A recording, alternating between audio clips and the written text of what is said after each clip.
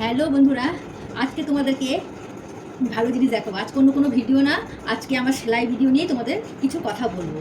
তো অনেকেই আমাকে জানতে চেয়েছিল, দিদি ভাই তুমি সেলাই করো? আমি বলি হ্যাঁ, আমি সেলাই করি। তোমার ব্লাউজ, চুড়িদার, ওটা সব রকম সেলাই আমি করতে পারি আর কি। তো ব্লাউজটা অনেকে বলছে যে তুমি কীরকমভাবে মাপ টাপ দিয়ে করো নাকি ফর্মা ফেলে করো। না, আমি মাপও নিই, ফর্মা ফেলেও করি। তা আমি কাজের সুবিধার্থে বেশিরভাগটাই আমি ফর্মাটাই ব্যবহার করি। বিভিন্ন সাইজের ফর্মা বানিয়ে নিয়েছি, তো সেটা ফেলে দিয়ে কাটি। তো যদি একটু কম বেশি হয় ওটা আমি অ্যাডজাস্ট করে নিই। তা আজকে সেই ফর্মাটাই তোমাদের আজকে আমি দেখাবো।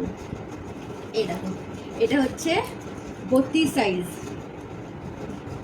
এটা হচ্ছে 32 সাইজ ফর্মা। আর এটা হচ্ছে 30 সাইজ। এটা হচ্ছে 34। আর এটা হচ্ছে 36। মনে হয় লেখাটা বোধহয় উল্টো হচ্ছে, বোধহয় কিছু বুঝতে পারছি না। তো এইটা হচ্ছে আমার ব্যাক সাইডের ফর্মা। আর ফ্রন্ট সাইডের ফর্মা হচ্ছে, এ তোমার দেখাচ্ছি।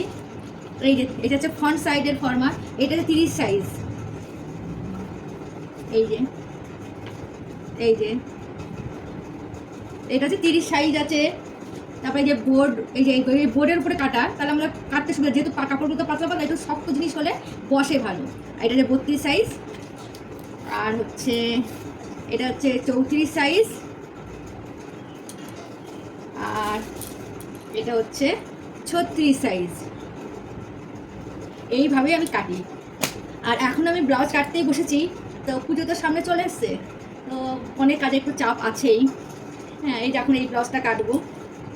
এরকম ব্লাউজ, এটা হবে তোমার, এই ব্লাউজটা হবে তোমার হাইনেকের উপরে হবে ব্লাউজটা করার সময় তোমাদেরকে আমি ভিডিও করে দেখাবো। আজকের মতন এখানে রাখছি। বাই।